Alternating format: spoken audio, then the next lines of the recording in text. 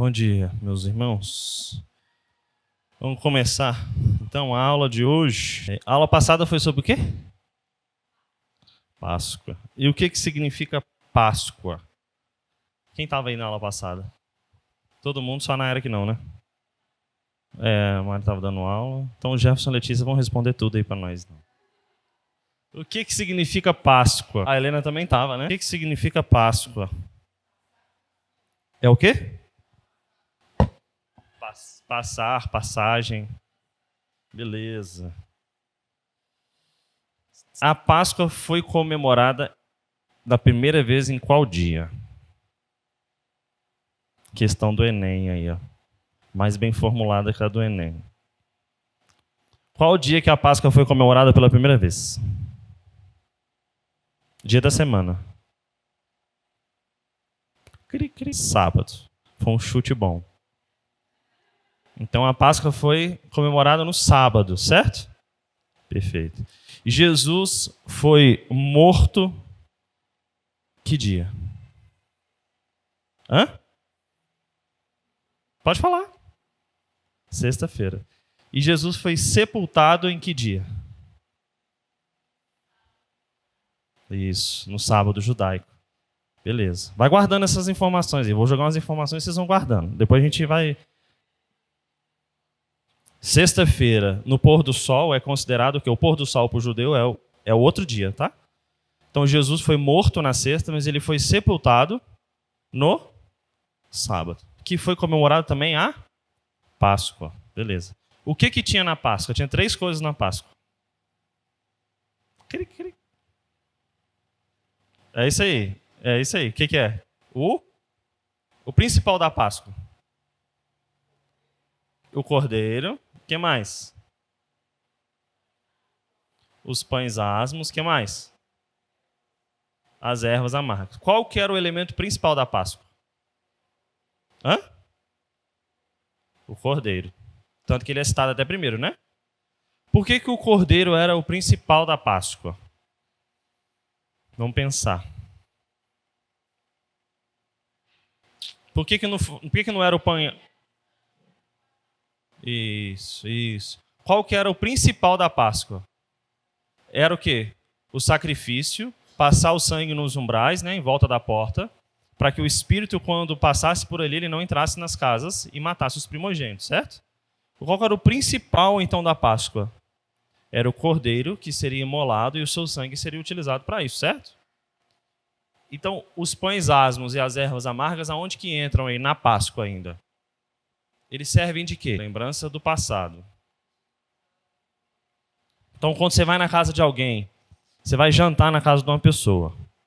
Aí essa pessoa cozinha bem, é super talentosa, cuidadosa. Aí você senta na mesa como um bom convidado. E aí lá está o anfitrião. O que ele vai servir para você? Entrada, prato principal e depois ainda vai ter o quê? Sobremesa. E ainda vai ter o quê? Bebida, certo? A gosto do freguês. No prato principal, ele tem várias coisas, certo? O que tem no prato principal? Isso. Então, o prato principal, quando você vai pedir, tem restaurante que é assim. Qual proteína você quer? Aí você escolhe das 3 proteínas, certo? O que foge da proteína é o quê? Acompanhar? Isso. Os pães asmos e as ervas amargas, na Páscoa, eles eram acompanhamento. Então, a gente viu que a Páscoa, o principal era o cordeiro, que seria imolado, e aquilo remetia ao sangue de Cristo que seria derramado na cruz. O sangue do cordeiro tinha poder em si mesmo? Não. Mas como símbolo e como pacto, como aliança ali com o povo de Deus, havia um respeito mútuo e um cumprimento ali daquela aliança. O pão asmo e as ervas amargas, então, eram meros acompanhamentos. Meros não no sentido pejorativo, mas no sentido de que eles não eram, de fato, o principal ali na Páscoa. Mas ainda assim, eles faziam parte. Então, quando a gente vai no restaurante e pediu a proteína, você não vai comer só a proteína. O acompanhamento, ele casa muito bem com a proteína, certo? Você já viu aqueles restaurantes, não sei se no Girafas é assim, que eu nunca comi no Girafas, Mas tem restaurante que é assim, você escolhe a proteína, o que você quiser, o acompanhamento que você quiser. 2 acompanhamentos. Aí você vai escolher aquilo que você mais gosta. Mas depois você vai olhar para o seu prato, você vai ver que você criou uma mistura que não tem nada a ver com nada. Na Páscoa não era assim. O acompanhamento e o prato principal, eles eram perfeitos.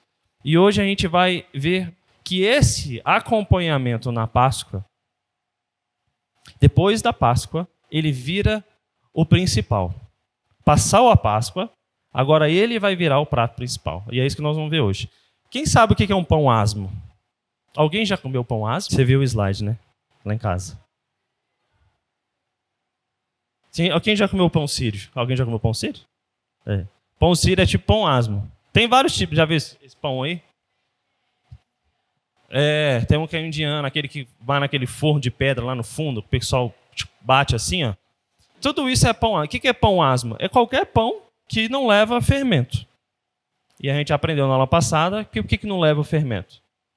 Porque o fermento, na época, ele foi supostamente inventado ou era muito utilizado pelos egípcios. Então, o que eles tinham que comer? Pão asmo. Então, vamos lá. Vamos reler o texto que a gente leu lá. Levítico, capítulo 23, verso de 6 até o verso 8. Vamos lá. E aos 15 dias deste mês é a festa dos pães asmos do Senhor. 7 dias comereis pães asmos. No primeiro dia tereis santa convocação. Nenhuma obra servil fareis, mas 7 dias oferecereis oferta queimada ao Senhor. Ao 7º dia haverá também santa convocação. Nenhuma obra servil fareis. Então, o que eles tinham que comer durante 7 dias? Pão asmo. Podia comer alguma outra coisa, então? Podia comer alguma outra coisa, então? Então, vamos ler de novo. Aos 15 dias é a festa dos pães asmos. 7 dias comereis pães asmos. Está proibindo de comer alguma outra coisa aqui? Hã? Isso. Tá vendo como a gente coloca coisas que não existem? Há teólogos que defendiam, hoje em dia isso não perdeu força, mas que eles passavam 7 dias comendo só pão. Era só pão asmo. E eu não sei se você já comeu esse pão aí, mas esse pão aí, se não tiver um patê, um molho, uma própria carne, uma proteína em cima dele aí, é seco, é duro. E assim, você precisa de litros e litros d'água. E isso aí é só carboidrato. Então, eles tinham que tirar das suas casas o fermento. Não é que eles só tinham que comer o pão asmo, mas que todo o pão que eles comessem, e eles tinham que comer pão todos os dias, porque lá não tinha cuscuz na época, pão francês. Era esse pão. Então, todo o pão que eles comessem não poderiam ter fermento. Todo mundo entendeu até aí? Beleza. Então, vamos seguir. A festa do pão asmo, então, começava no dia seguinte ao da Páscoa. Então, o cordeiro, nesse dia, que era um sábado, agora dava início a uma nova celebração. E essa celebração durava 7 dias. Então, o pão asmo também é chamado de matzo. Então, o que na Páscoa, como eu disse, ele era um acompanhamento, agora ele vira o principal. Então, como a gente leu aqui na Bíblia, vamos dar início à festa dos pães asmos. O que eles faziam? Eles faziam uma convocação. O que era uma convocação? Chamava todo mundo da família e falava. Quem fazia isso era o cabeça do lar e falava: agora, passada a Páscoa, nós daremos início à festa dos pães asmos. Quando o cabeça do lar falava isso, a família já entendia. Ah, vai começar os pães asmos. Então nós vamos ficar 7 dias agora. Nós vamos tirar todo o fermento da casa e nós vamos comer agora só pães asmos. Beleza. Ao final do 7º dia, fazia a mesma coisa. Fazia a santa convocação da sua família e falava: agora terminamos as festas dos pães asmos. Assim como na Páscoa era comunitário, era em família, lembra que na Páscoa nós vimos que a família se juntava e imolava um cordeiro, certo? Aquela família que tinha poucas pessoas, um cordeiro muito grande, e tinha uma família que não tinha condições, eles eram convidados para que todos pudessem participar. Aquilo que antes era uma celebração familiar, como a comunidade foi crescendo, chegou um momento em que aquilo passou a ser celebrado no templo, certo? O pão asmo era a mesma coisa. Era dentro das suas casas. Aumentou-se tanto a comunidade judaica que isso passou a ser celebrado no templo também. Tudo bem? Então vamos lá. Israel deveria comer todos os dias. Então tinha algo que era positivo e tinha algo que era negativo. O que era positivo? Obrigatório. Obrigatório comer o pão asmo todos os dias. Podia comer outra coisa? Podia. Mas necessariamente você tinha que comer o pão asmo. E o que era negatório? Você não poderia, de forma alguma, comer algum pão com fermento. Em nenhuma hora do dia durante esses 7 dias. Então, no mundo antigo, como a gente mencionou, hoje, se a gente quiser comprar um fermento, nós vamos fazer um pão, um bolo, uma pizza. Nós vamos no mercado e lá tem Fleshman, biológico, em pó, R$2,50. Você joga, acabou. É fácil. Como que era antigamente? Alguém imagina como que era o fermento lá na terra do Egito? O André sabe, lembrou, viu isso aí no livro, não? Hã? Mas como que era? Eles pegavam uma bacia grande. Isso. Uhum. Isso mesmo. Esse kefir, mesma coisa. Ou seja, alguém usa isso aí hoje em dia? Eu conheço pouca gente que usa e parou de usar, porque dá trabalho demais, dá conta. Você chega no mercado ali, você joga um fermentinho em pó, o biológico, ó, sucesso. Não sei se o William já quis usar isso aí para suas receitas. Eu tenho um amigo que quis usar isso para ficar chique. Não durou 2 semanas. Dá trabalho. No Egito era a mesma coisa. Não eram potes e potes de fermento. Era um pote de fermento que a pessoa ficava guardando aquilo. Então era uma massa do pão asmo antiga que ela ficava fermentando. E quando você tinha que fazer outros pães, você pegava um pouco desse fermento para fermentar aquele todo da nova massa. Então era algo que tinha que ser cultivado. Porque se o fermento morre, acabou o levedo, né? Ele não vai crescer mais. Então, isso era a dificuldade da época. Então, isso era uma invenção assim, extraordinária, né? Que hoje em dia a gente virou algo tão comum que a gente perde até o valor, o significado, às vezes, da coisa do fermento.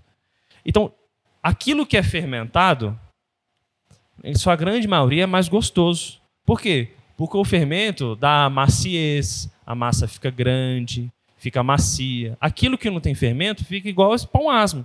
Aquele disco reto, duro, e que você tem que colocar alguma coisa nele. O que eles faziam nessa época? Como que era a Páscoa? Você já viu aqueles enrolado indiano? Aqueles tubão lá, chama shawarma, você já viu aqueles negócios vendendo? Acho que até no Riacho tem. Eles pegavam o pão asmo, colocavam o cordeiro ali, temperado com as ervas amargas, e enrolava o quê? O suco da carne molhava o pão asmo e aquilo ficava o quê? Gostoso, palatável, para eles comerem. O pão asmo por si só não é tão, né, satisfatório assim.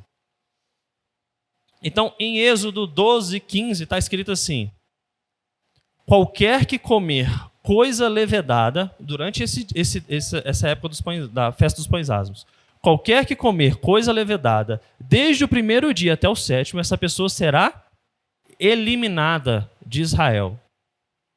Bom, o termo eliminar aí é o mesmo termo que se usa para pena de morte. Ou seja, a pessoa que comer levedo, qualquer coisa levedada, durante a festa dos pães asmos, e ela for descoberta, ela era penalizada com pena de morte. Ou seja, não era uma brincadeira, era algo sério. No primeiro dia da festa dos pães asmos, as pessoas estavam o quê? Em movimento, certo? Lembra que como que eles celebraram a primeira Páscoa? Sandália nos pés, os corpos cingidos, cajado na mão. Por quê? Comeis à pressa, porque eles estavam o quê? Saindo do Egito, certo? E logo que eles saem do Egito, inicia a festa dos pães asmos. Então, quando que começa os pães asmos? Eles estão o quê? Em movimento pelo deserto, certo? É o início da peregrinação deles. Então, o significado da festa dos pães asmos é exatamente esse. É eles saindo do Egito, após celebrar a Páscoa, e é como se eles sacudissem a roupa e deixassem cair tudo aquilo que é fermentado e deixassem para trás para o Egito, para eles não levarem nada com eles. Nada. Porque aquilo que pertencia ao Egito, o Egito foi destruído justamente por causa da sua idolatria e por não conhecer a Deus.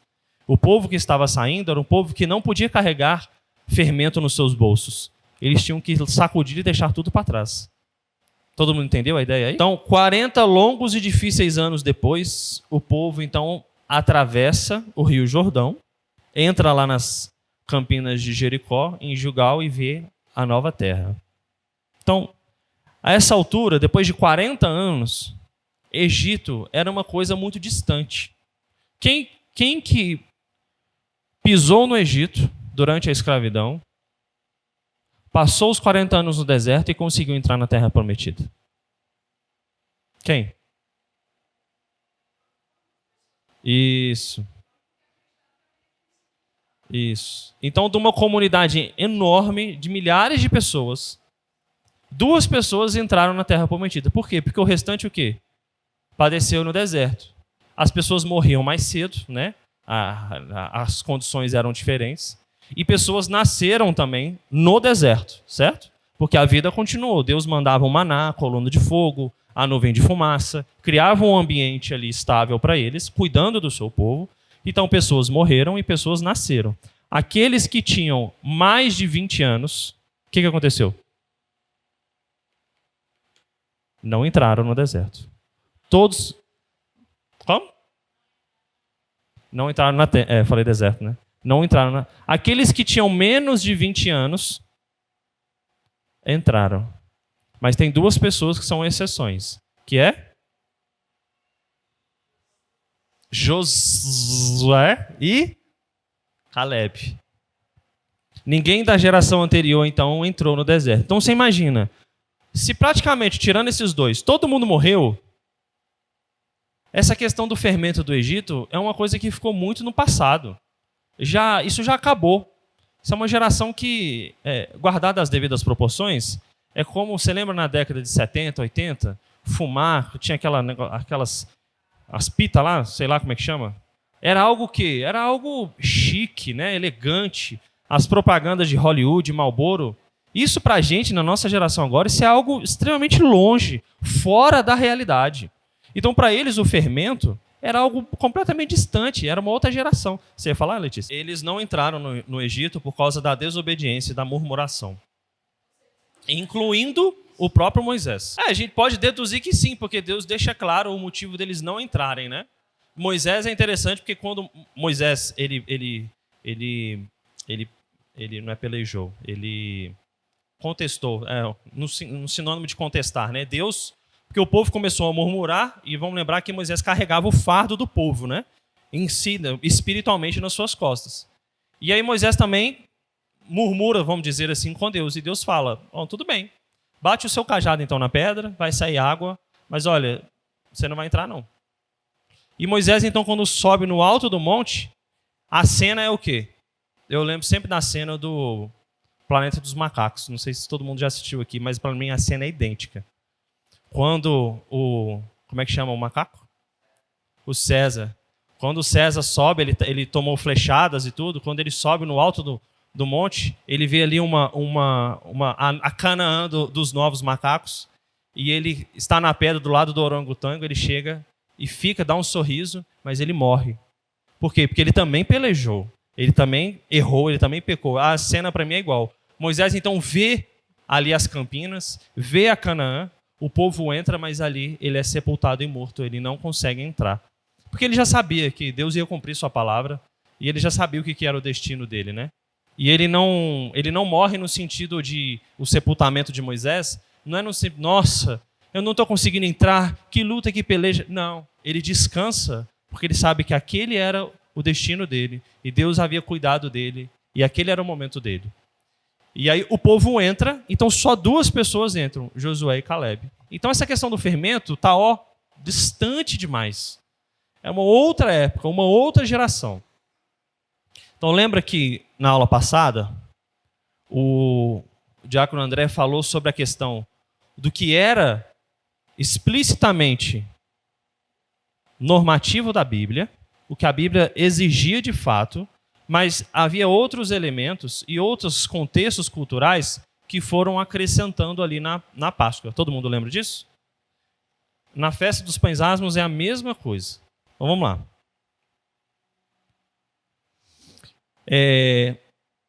Então, como a gente falou, a morte dos seus pais cria um rompimento absoluto com o passado, dessas coisas dolorosas do pecado e da desobediência. Imagina, você nasceu no deserto, o único contexto que você conhece é o deserto, e agora você sabe que você vai entrar na terra prometida que mana leite e mel.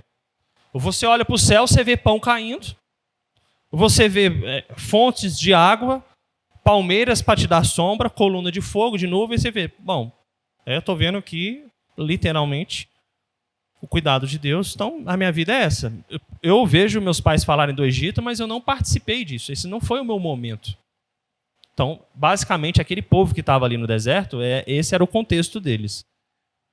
Então, quando eles entram na terra natal, comandando por Josué, eles celebrariam a festa de modo a fazer esse rompimento litúrgico, vamos dizer assim. Então, Josué 5:11. Comeram do fruto da terra no dia seguinte da Páscoa. Pães asmos, agora tem um extra aí. Olha só, pães asmos e cereais tostados comeram no mesmo dia. O dia seguinte foi a festa dos pães asmos. Veja que agora há um acréscimo para a festa dos pães asmos. Os pães asmos continuava a ser celebrado, porque lembrava daquilo que era levedado, mas agora também o quê? Cereais tostados. Devia ser, sei, um trigo, uma granola, alguma coisa aí no fogo. Mas por que os cereais tostados? Qual que é o significado? Alguém chuta aí? A terra era uma terra de quê? Que manava leite e mel da terra? Saía leite e mel da terra? Qual era o significado da terra que mana leite e mel? Era uma terra produtiva. Então agora eles lembravam daquilo que eles não poderiam carregar com eles, e agora eles passavam a colher daquilo da terra que Deus havia dado para eles. Começavam a pegar os cereais. Está vendo que eles estavam agora usufruindo da promessa de Deus? Então agora os pães asmos há um outro contexto. E isso vai ainda aumentando. Como que era dentro das famílias? Depois isso passou a ser celebrado de uma forma comunitária da cidade inteira. Mas a princípio era dentro do lar. Como que era dentro do lar? Era assim, ó. Crianças, o fermento representa idolatria e a influência do Egito. Deus ordenou que a gente deixasse essas coisas para trás quando nos tirou pelo sangue do Cordeiro. E eles falavam isso. Pelo sangue do Cordeiro nós fomos libertados do Egito. Nunca se esqueçam disso. Então as crianças, na hora que elas iam começar as festas dos pães asmos, elas falavam, então essa festinha é para a gente lembrar dessa época. Beleza. Não vivi nessa época, mas eu ouço as histórias dela. As 10 pragas do Egito tinham feito que a terra do Egito virasse como se fosse a lua, destruiu a terra do Egito por completo. Então, se a gente for lembrar de todas as 10 pragas aí, o rio virou sangue, lepra nas pessoas, os animais morreram, chuva de pedras, fogo caindo do céu, o que mais? Gafanhotos comendo toda a plantação, sapos e rãs infestando tudo, moscas que estava tudo podre. Ou seja, Deus endurecia o coração de Faraó e mandava mais, e mandava mais, e mandava mais. Então aquilo que era a superpotência da época foi completamente desolada, destruída. E Deus mostra isso para o povo. Se vocês tiverem esses falsos deuses em seus corações, vocês também serão destruídos. Por isso que vocês têm que tirar o fermento dos seus bolsos, sacodem as suas roupas e olhem para o único santo Deus, que sou eu. Esse era o recado. Então, séculos depois, veio Jesus. E Jesus veio com a mesma mensagem. Retire o fermento das suas casas. Então, se você for olhar aí a Santa Ceia, como ela é representada muitas vezes em alguns quadros aí, inclusive o da grande Santa Ceia lá de Leonardo da Vinci, se você for olhar, o pão é fermentado, viu? Porque o pão é desse tamanho aqui, ó, dessa altura aqui, ó. Não é pão asmo, não. Quer dizer que Jesus comeu pão fermentado? Pode ter comido. O judeu come pão fermentado? Come. Mas existem as suas celebrações que servem como símbolo. O fermento, assim como para a gente a carne de porco, o que eles não comiam, o bacon tostado, maravilhoso, docinho, picante na nossa boca, a gente não deve abolir isso da nossa vida. Como Pedro falou, Deus falou para Pedro, olha, aquilo que eu purifiquei acabou. Mas havia os momentos que nos traziam à memória aquilo que Deus fez com o seu povo. Todo mundo entendeu o sentido? Essa é a chave principal, é essa. O resto são os elementos ao redor. Celebram. Celebram até hoje. E a gente vai ver como que eles celebram. É tipo um caça ao tesouro aí, que a gente faz lá em casa. A gente vai ver. Então, séculos depois, Jesus voltou a advertir o seu povo. Então, vamos ler lá 2 textos. Alguém olha para mim, Marcos 8, 6. Vamos lá, Letícia, abre para mim, Marcos 8, 6. Carisa, consegue aí? Marcos 8, 14 e 15. E o André, Mateus 16, 12. Marcos 8, 6, Marcos 8, 14 e 15, Mateus 16, 12. Pode ler, Letícia. Certo. Marcos 14, 15. O texto que a Letícia leu é o início. O da Carisa é a conclusão. Ou seja, vamos distribuir o pão, mas guarde o seu coração daquele que é de Herodes, que representa ali o Novo Egito. Guarde seu coração do fermento. Mateus 16, 12. Isso? Chega uma hora que os fariseus, os saduceus, eles passaram a ser o fermento na vida do povo. Começaram a colocar tanta coisa, tantos elementos, que se esqueceram da palavra. Então, o próprio Cristo fala, guarde o seu coração desses fermentos. Às vezes a embalagem do fermento ela vai mudando com o passar dos anos. E hoje o fermento, cada um tem o seu. Ele tem um outro tipo.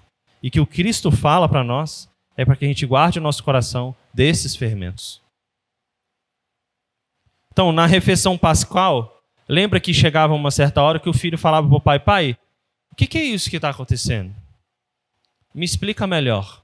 E aí esse era o momento de que os pais chegavam para a criança e falavam, a Páscoa, meu filho, é isso, isso, isso.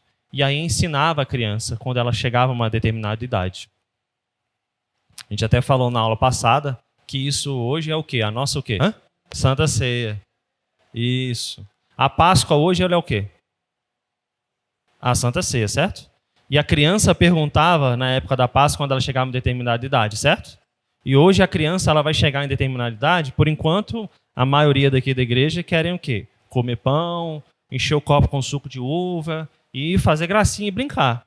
Mas vai chegar um momento que ela vai ver que aquilo é sério, que hoje elas ainda não têm esse filtro, a maioria aqui. E quando chegar esse momento, aí é o momento da gente explicar de forma séria o que significa a Santa Ceia. E aí, com base nesse entendimento, a criança pode ser inserida na igreja para fazer o catecúmenos, sua profissão de fé perante a igreja e passar a tomar a Santa Ceia juntos. É o mesmo elemento. Então, assim como a criança perguntava a respeito da Páscoa, ela também perguntava a respeito dos pães asmos, da festa dos pães asmos. Imagina, são 7 dias. 7 dias que ela poderia comer um bolo. Lembra que na Bíblia tem, outro dia eu estava lendo lá, bolo azeitado. Deve ser um bolo mais salgado com azeite, deve ser uma delícia. Provavelmente leva fermento. Você já viu bolo sem fermento? Bolo sem fermento é sola de chinelo. Então, eles comiam fermento. Então, se a criança, você tirou o bolo da mesa dela, tirou aquele pão fofinho e só deu pão asmo, ela vai fazer uma pergunta. papai e mamãe, por que a gente só está comendo esses pães? E aí os pais vão explicar para ela. Então, depois da limpeza normal da casa, a mãe era... Pode falar. Pode falar. E era assim no Velho Testamento, né? Ou vocês acham que as mães deixavam os bebês tudo em casa, ia lá para o pátio das mulheres e os bebês que se matavam em casa? Não, as crianças elas iam junto. E a parte boa para os pais é que as crianças ficavam com as mães, elas não ficavam com os pais. Então os pais estão liberados, viu? Tá? Deixa os bebês com as mães. Brincadeira, né? Óbvio. Mas é importante, porque é um momento que a gente está, como família, prestando culto a Deus. É um momento que nós estamos juntos. Por mais que dê trabalho, que faça barulho, mas é um momento da família. E vai chegar a hora de que a virada de chave vai acontecer. É bíblico isso. A Bíblia nos diz isso. E essa hora é particular de cada um também. A gente não pode estabelecer que vai ser aos 8, aos 10, aos 12, aos 14, aos 16. Cada um tem o seu momento. Cada criança é uma criança. É bom a gente até começar a falar isso aqui, porque essas crianças depois começam a chegar nos 10, 12 anos aí, para a gente não ter um contexto errado. Isso, na Bíblia, ela não prescreve idade exata para isso. No contexto judaico, havia uma idade de 12 anos que a criança era apresentada ao templo. Mas ela era apresentada ao templo mediante os questionamentos e as perguntas. Então vamos lá. A mulher limpou a casa. A casa está um brilho, toda arrumadinha e toda limpa. O que vai acontecer agora? Agora nós vamos celebrar a festa dos pães asmos. Então, imagine que na Páscoa houve bagunça. Cordeiro, assado ali, aquela bagunça toda, aquela festividade. Os pães asmos agora, vamos limpar a casa toda.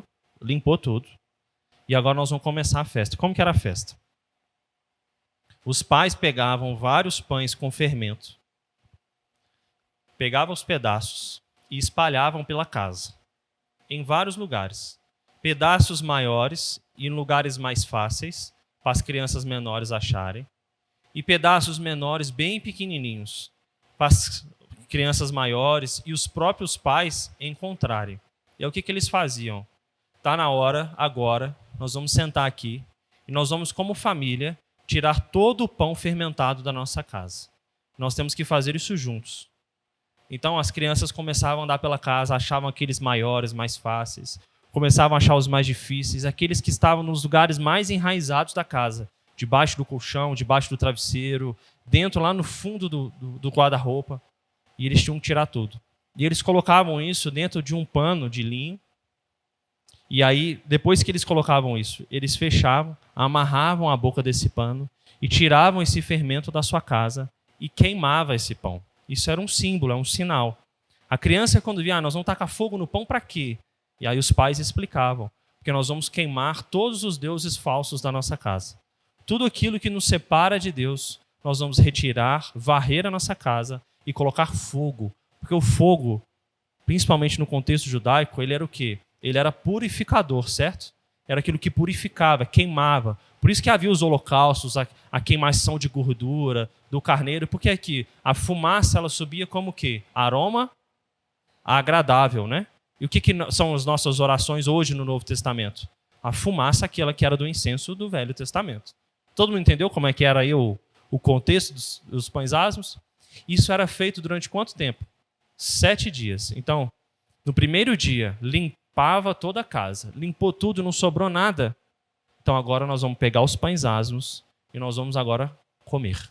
Era isso. Então, para a criança, era um momento lúdico muito fácil, que ela ia conseguir entender de que o fermento era um símbolo que representava o deus falso do Egito, a idolatria do Egito, e que eles também têm os seus deuses falsos dentro dos seus corações. Eles tinham que fazer esse processo de limpeza. Alguém tem alguma pergunta aí? Todo mundo entendeu? Beleza. E o que Jesus fez? Nós vemos que o chefe da família ali conduzia essa festa dos pães asmos. Limpava o fermento. E Jesus, ele é o quê? Ele é o chefe da família celestial, certo? Ele é o noivo, né? Ele é o cabeça da igreja. e ele supervisionou a purificação da casa. E aí a surpresa é que a casa em questão não foi apenas o cômodo que ele e os discípulos ocuparam celebrando a última ceia. Antes da última ceia, Jesus com os apóstolos, a Bíblia nos mostra que Jesus ele limpou a casa inteira, o salão inteiro e todos os lugares. Então, a instrução de vasculhar a casa, quer inclua pensamentos, comportamentos, famílias, igrejas, era uma maneira de honrar a festa. Então, Jesus, ele não permitiria que a gente guardasse um pedacinho do fermento aqui no nosso bolso para usar depois. Porque um pedacinho de fermento colocado na massa, ele vai aumentar e vai fermentar essa massa inteira. Então Jesus queria que a gente tirasse tudo, absolutamente tudo. Então vamos lá.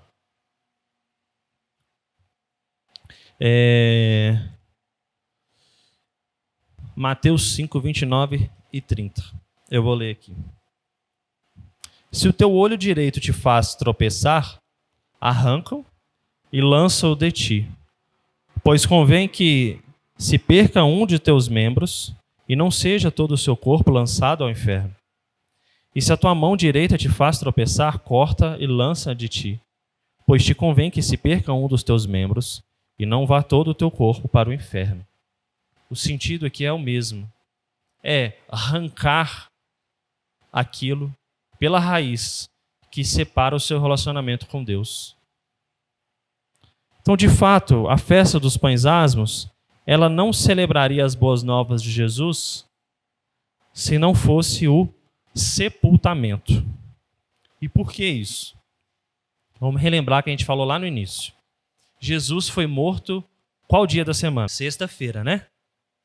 Que a gente conta como sexta-feira da paixão. Jesus foi sepultado em qual dia, então? No sábado. Por quê? Jesus foi crucificado, tinha sol. E lembra que depois que Jesus padece e ele morre de fato na cruz, o que aconteceu com o sol? Escureceu. E houve trevas. Por quanto tempo que ficou trevas na face da terra? 3? Não, 3 o quê? 3 dias, certo. Ficou 3 dias sob sombra, penumbra. Mas Jesus foi sepultado depois, certo?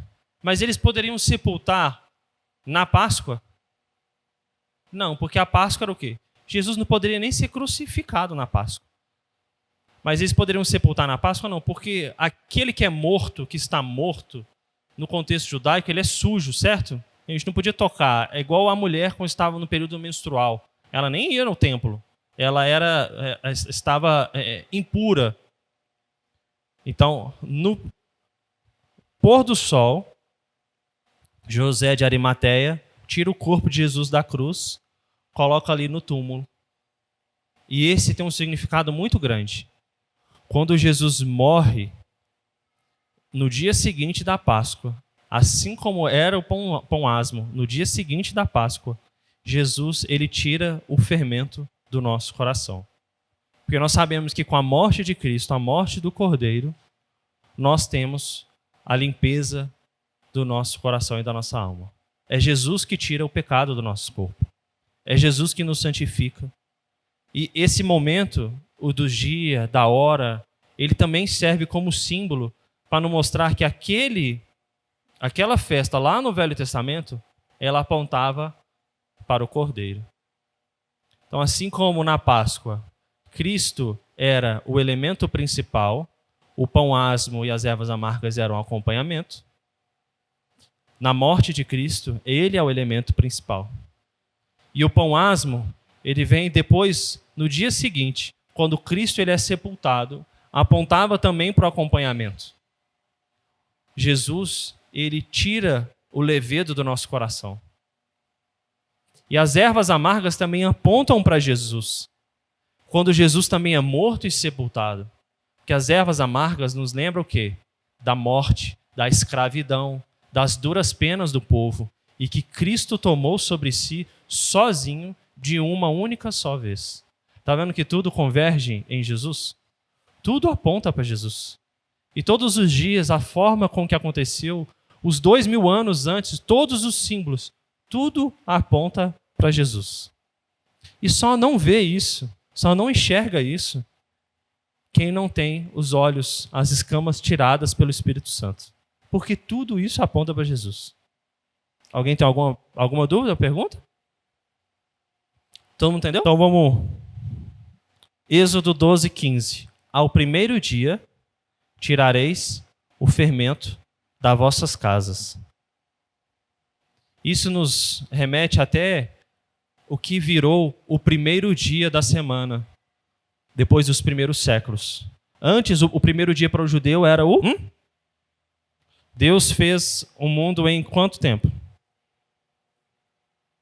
Fala alto, gente. 6 dias, ele descansou no 7º, né? Nós hoje começamos o dia da semana em qual dia? No domingo. Mas o que a gente faz no domingo? É o nosso dia de descanso. Domingo é o nosso dia de descanso. É o domingo que a gente sai da nossa rotina, tirando o William, que eu acho que está trocando um pneu ali. Nós temos o dia de descanso. É o dia que a gente faz um esforço ainda maior para tirar o fermento da nossa vida, nos afastar daquilo que está levedado e ser um pão asmo aqui nesse mundo. Então, Jesus, ele não apenas guardou a festa judaica, que muitos falam, eu estava até vendo uns vídeos aí excelentes de um teólogo ontem, que só fala coisas ao contrário, falando do rompimento do Velho e do Novo Testamento, que Jesus fez tudo diferente. Jesus, na verdade, ele cumpriu o Velho Testamento. E, na verdade, Jesus, ele é o próprio Velho Testamento. E ele veio no Novo Testamento para mostrar que aquilo que era uma sombra, agora está encarnado. Jesus, ele não faz nada para abolir aquilo ou para falar isso que vocês estão fazendo não está certo. Pelo contrário, ele mostra que aquilo que estava como sombra mostrava ele próprio. Era ele que estava por vir.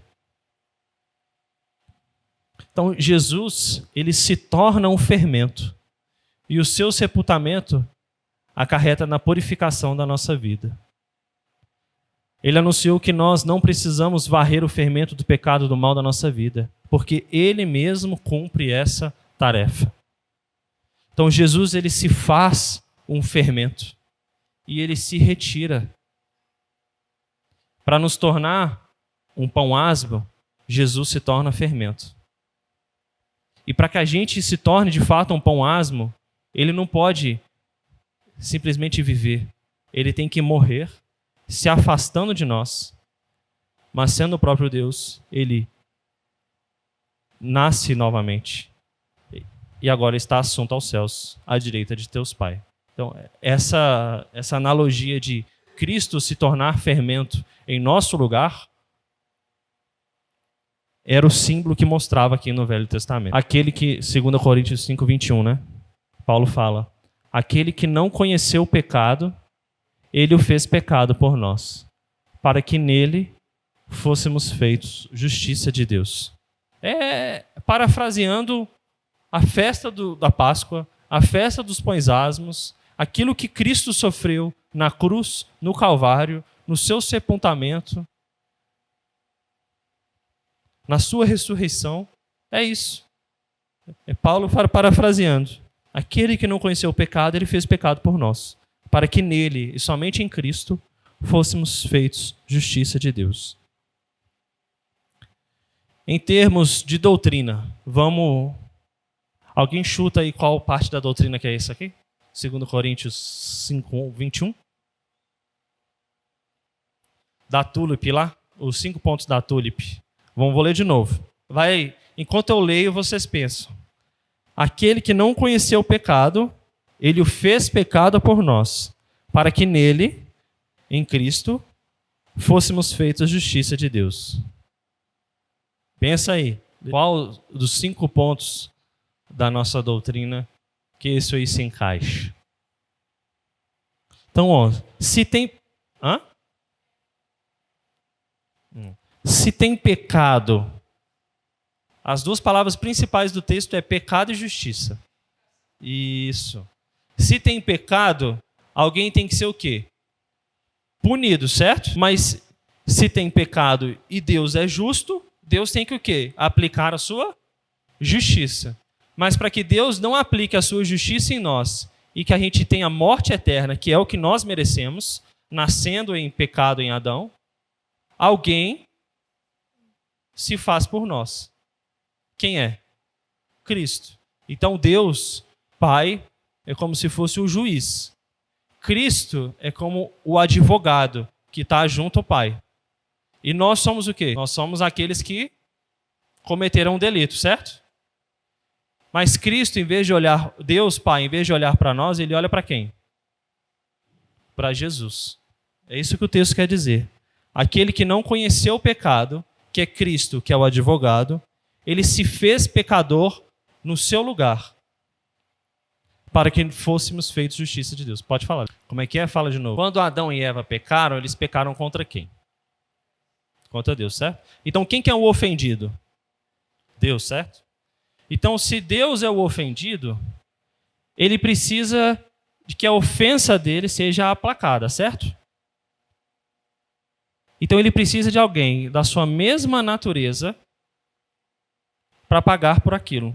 Porque se a gente ofende Deus, a glória de Deus, a bondade de Deus, a santidade de Deus, ela está num determinado nível, infinito. E como que isso vai ser aplacado? Só com alguém da mesma glória, do mesmo amor, da mesma santidade, pagando por isso. Entendeu? Por isso que não faz diferença nós pecarmos diariamente, porque toda vez que a gente peca é como uma gota que a gente colocou no cálice da ira de Deus. E Cristo tomou para si. Isso faz diferença. Nesse sentido. Mas no sentido de que Cristo já pagou, nós somos nada. Porque nós somos muito ínfimos. E quem morreu tem o mesmo peso de glória, de santidade, de amor, do que aquele que foi ofendido, entendeu? Aquele que é ofendido, ele oferece o seu próprio filho para pagar em seu lugar. Porque só ele tem esse poder. Porque só ele, colocando na balança, vai ter o mesmo peso. Qualquer outra coisa que a gente colocar, pecados, boas ações através do Espírito Santo, isso não faz diferença na balança. Sim, Jesus está no mesmo nível de Deus Pai. Mesmo nível. Que eles são um, né? É 3 em 1. É o mesmo nível. Por isso que nós só temos os nossos pecados perdoados em Cristo. Por isso que a gente só consegue se achegar a Deus por meio de Cristo. Por isso que a gente só consegue fazer algo de bom que agrada a Deus por meio de Cristo. A gente pode pensar assim. Mataram Deus, certo? Certo? Cristo não é Deus? Então mataram Deus na cruz. Se se matou Deus, Deus está em qual nível? Naquele nível infinito, certo? Mas se Deus fala assim, Cristo fala assim, aquilo que o Pai me dá, eu não deixarei ir. Ele sempre será meu, certo? Então se aquele que morreu tem esse nível infinito de glória, e ele fala assim, a Letícia, ela é minha. Não importa o que ela faça, ela é minha. O sacrifício que ele fez é um peso infinito, independente do que você faça. Ele quis te resgatar. Entendeu? Aprove a ele. Agora, isso não é uma desculpa para que, se Deus me salvou e eu sou eternamente salvo, eu posso fazer o que eu quero. Porque o fruto que a gente vê da pessoa que de fato foi escolhida e justificada em Cristo é que de fato ela busca a santificação.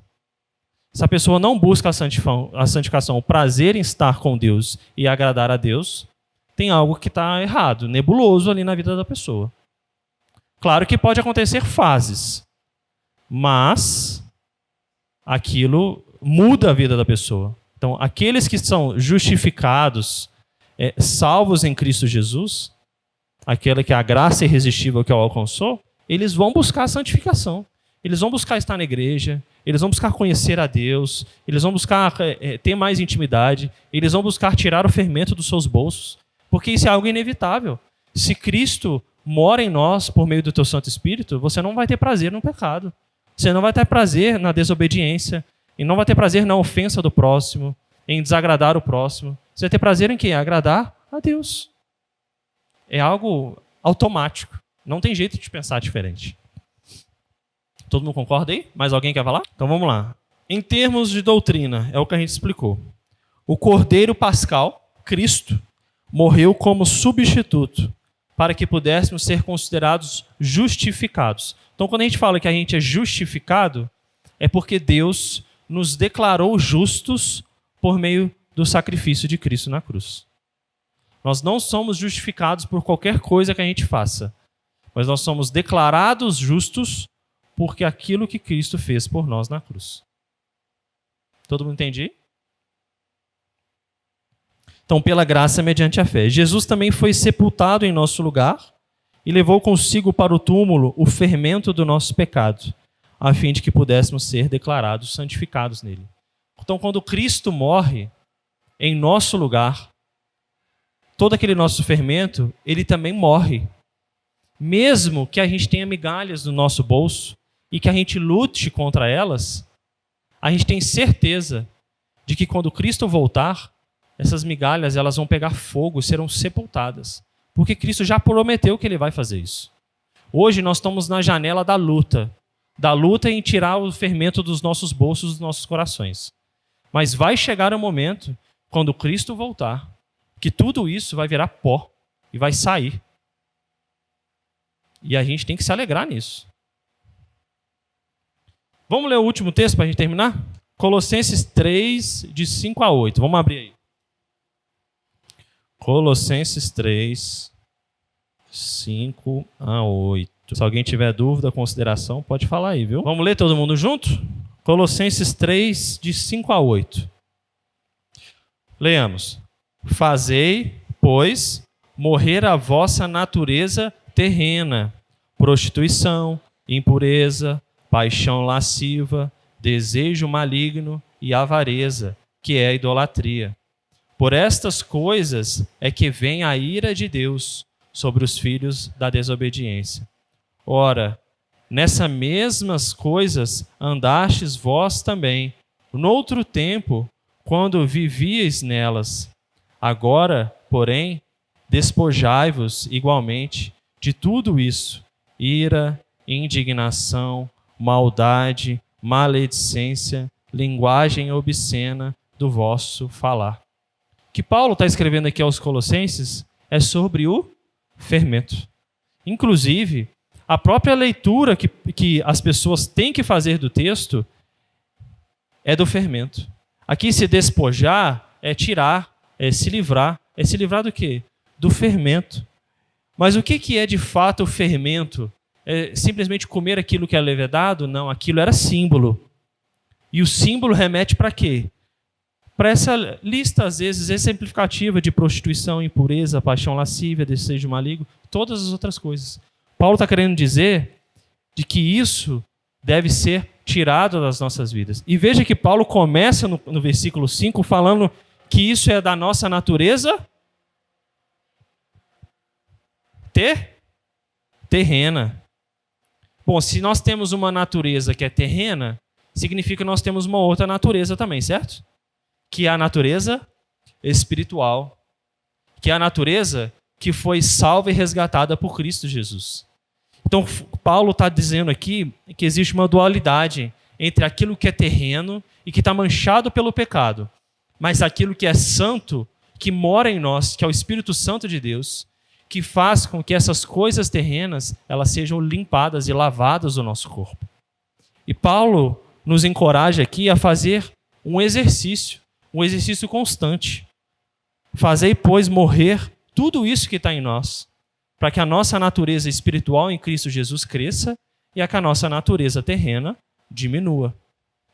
Nos outros versículos, para que o velho homem ele seja deixado para trás e que o novo homem em Cristo Jesus possa crescer cada vez mais. Todo mundo entendeu até aí? Dúvidas? Considerações? Sugestões? Nada? Nenhuma dúvida? Ninguém vai comer pão fermentado nos próximos 7 dias, né? O fermento hoje virou o cão aqui, né? Mas vamos sempre lembrar que o fermento era só um símbolo, viu? Coisa fermentada é gostosa, faz bem e não há nenhum mal nisso. Vamos lembrar que o símbolo não pode ser maior do que aquilo que de fato é o objeto, né? A pessoa nunca vai ser menor do que a sombra. A sombra só mostra aquilo que veio depois, tá?